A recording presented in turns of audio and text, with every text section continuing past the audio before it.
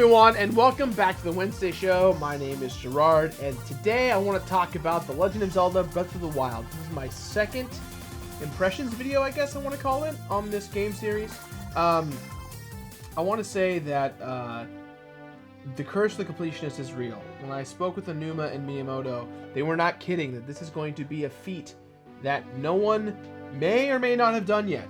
That's not even proper English. Either way, I'm on track to be at least one of the few that are willing to take this journey. I want to say that after playing for over 300 hours, I have not made a dent in the game. I feel like I've made a significant amount, but not nearly enough. Completing other games have taken priority over this, and I've tried to make a hard out that I'm going to finish this game by mid-April, and the more closer I get to April, the more unlikely it's looking to be that, and I'm trying my best to make sure that happens. To give you an idea, I have roughly 117 shrines out of 120, so we have 3 shrines left. Those 3 are required from the Divine Beasts, which are the dungeons in the game, if you will. So, with that said, I've defeated 1 Divine Beast. I have almost all of the Amiibo exclusive costumes. I almost have... I have 2/3 of the compendium filled. I don't have that many Korok seeds. I've got maybe 60 or 70 of them, I think. And I don't know what to say. This is just becoming such an arduous task. But the thing is that I'm sickeningly enjoying every second of it, and that's what I love about these games. That the journey is so long with Breath of the Wild. It goes beyond post game. It goes before you even start the game. There is a massive experience here that I think everyone's overlooking or underlooking, depending on how you see it. Since I've made my first video about the game, there's been a ton of, is it the top 10 out of 10 Zelda game out there? And you guys know me, I don't believe in number systems. I think numbers are subjective and really bad, and I don't think that they really help. They only make things worse, in my opinion. But I understand the necessary means for them and why everyone likes them. And I have to say, this Zelda is probably in my top 3.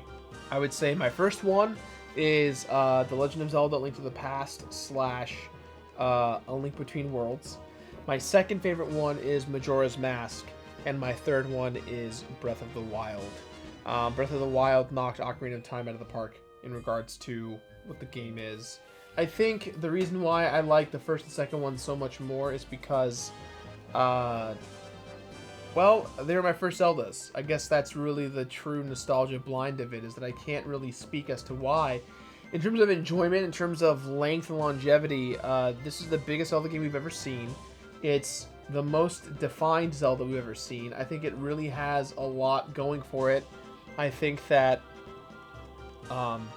people who've never played Zelda before are going to love this, and people who've played Zelda before are going to love this as well. This is definitely a Zelda for first and old-timers coming to the franchise, and that's super exciting.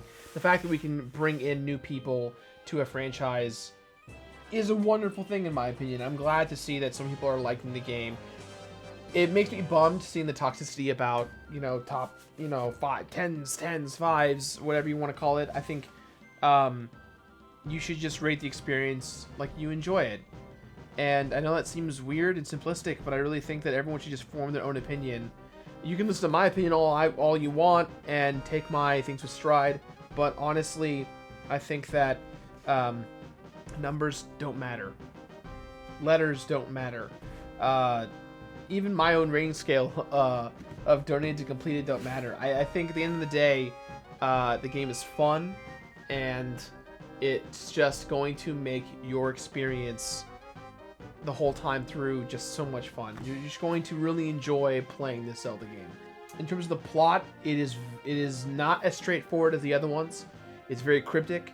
There are a lot of fun cutscenes and things you can find in the game. This game, in my opinion, does everything right that Skyrim did wrong. Skyrim kind of puts you in the shoes of the Dovahkiin, and you get to decide what you want to do, and the plot is like non-existent. Whereas with Zelda Breath of the Wild, it's here's the plot. The plot is based on the level design. The map tells you the plot. You see Hyrule Castle the whole time, just covered and shrouded in mystical purple clouds of shit. And you know that that's the place to go. That's the end game. That's that fucking tower in the center of the map. That's where I need to go. And as you progress, the tower starts to degrade depending on how well you do. And so it's clear that as you go on your journey to learn more about Link and Zelda and the atmosphere, the world itself is telling you at the end of the day, hey, this is your super objective. Your goal is in the center of the map every time you look at it. And that is really, really cool. I think that's one of the main reasons why I like it more than Skyrim. I obviously am not a big fan of Skyrim, but mostly because the lack of characterization. And those kinds of games, I feel like people are going to criticize me for that, right? Because people will argue, yes, there is a story in Skyrim, and you create a character in the world of Skyrim, and that's all true. I just can't invest myself in it, and I think it's because I don't know. Mass Effect does it great. Mass Effect lets you control Commander Shepard, and there are certain things you can customize, but the plot and how you develop is kind of set around that, and in its open worldness. But I think that with Skyrim, it kind of goes, okay, here's the first mission, and then do whatever the fuck you want. And that's why people keep playing Skyrim. That's totally okay. I respect those people.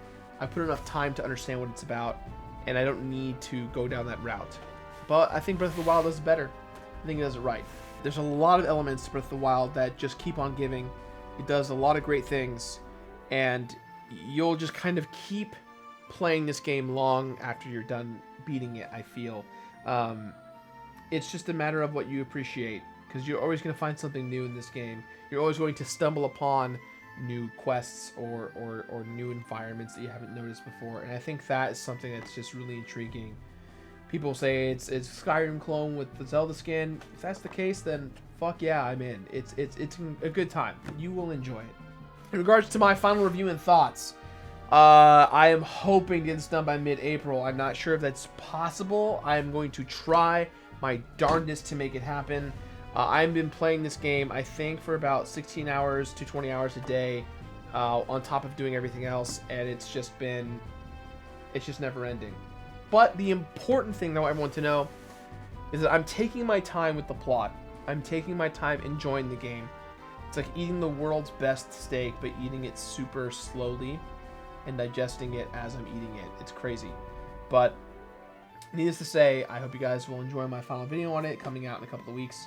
And I guess this video kind of acts like as an update video for that. So hopefully you guys will be around for that part. Anyways, I hope you guys are enjoying Buff Boys. I hope you're enjoying everything that's coming out on this channel. The podcast is back. And yeah, you know what? If you played the game, let me know in the comments below what your thoughts are. Just no spoilers, please, because I still haven't beaten it. So yeah, that's it. That's all, guys. I'll see you next time. Bye-bye.